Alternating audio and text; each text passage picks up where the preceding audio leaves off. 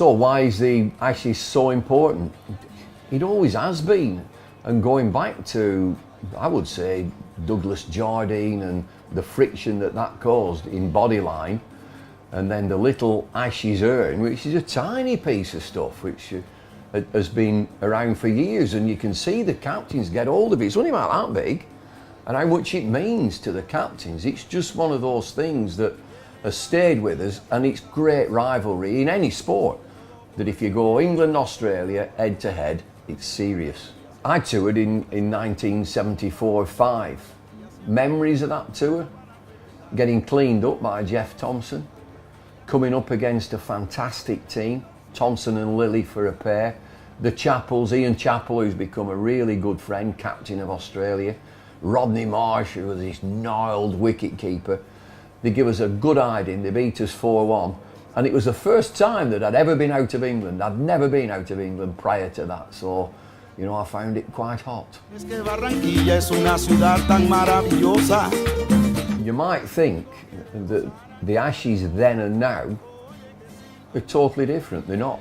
It's exactly the same. Right now, and coming up 2013, the lads that play, and I give anything to still be playing, they're the custodians of the game. Going way back, there would be two other teams who would be battling it out. But it's the here and now, and right now England are pretty good. Is there a change now in Ashes preparation? Is there something that stands out that you can say, well, that never used to happen? I think the fitness of the players is quite thorough. I think the skills are about the same. The rivalry is definitely the same.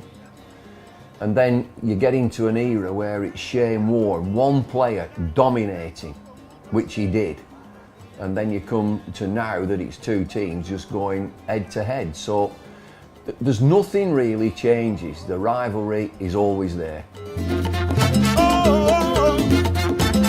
So who are the special players, the special England, Australia players down the ages? Well, you go back to Bodyline and Jardine, and then Donald Bradman, who was in that.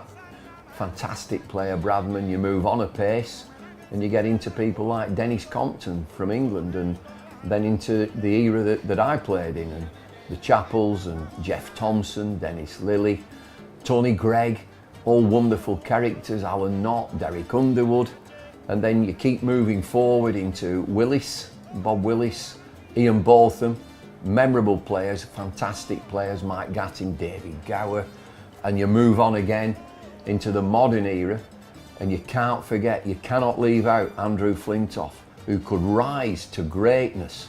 Kevin Peterson alongside him, Steve Harmison, Michael Vaughan, Shane Warne, Glenn McGrath for Australia, and it's just endless. These names keep coming, and there will be a star that comes through in 2013. So to 2013, let's get the crystal ball out. Who's going to be the stars? I think that one, Joe Root seems to be a very special player for England. Michael Clarke, captain of Australia, has to do it. I would say that the batting is not as strong as it has been in recent years, so there'll be a lot on Michael Clarke. For England, also, Matt Pryor seems to be a massive player in at number 7, as good as it gets as a wicket-keeper batsman. I'm saving the best till last. Who have England got that Australia have got nowhere near? Graham Swann. Off spin, you heard it here first. Graham Swann to be leading wicket-taker in the Ashes. So 2013, what are going to be the key areas? What about the pitches that they play on? I think one player stands out. Standout player is Graham Swann, because Australia could have 4 left-handed batsmen in the top 7. They could also play a left-arm seamer, which will create rough for Graham Swann to bowl into. Also, I think that England, being at home, will ask the groundsman to produce very dry pitches, quite slow, which brings Swann into the game very, very early. So when you're at home, you've got a little chance that you can manoeuvre the pitch, if you like. It'll be different out in Australia. They'll want quick, fast, bouncy pitches. But in England, I think they'll be tailor-made to accommodate Graham Swann. So what's at stake for the winners and losers? For the winners, it's indescribable. For the losers, I'll mention one name. One of the greatest players that we've ever seen. Captained Australia, Ricky Ponting. Playing down at Surrey for a little while now. One of the best players ever, Ricky Ponting. Captained Australia and lost. And he said he's never ever felt an emptiness like it. You've got to win. So what's my favourite ground in England for the Ashes? Well, you've got to say Lord's.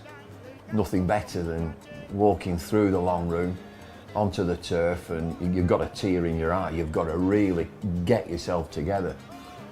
Great place for England, like a bull ring. The atmosphere is incredible. It's like fighting talk, if you like, is Edgbaston. But we ain't playing there.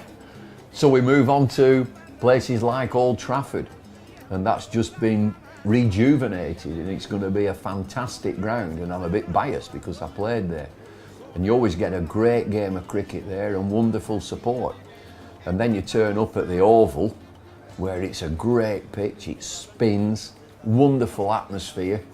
So I haven't really got one that I could say, oh, that's the be-all and end-all. And then you've got to think about playing at new venues, like up at Chesterley Street in Durham. So that's going to be such an adventure for all the players.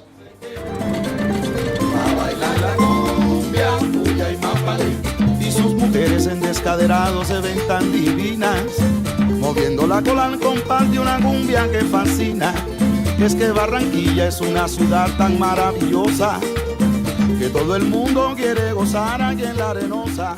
Oye que sí.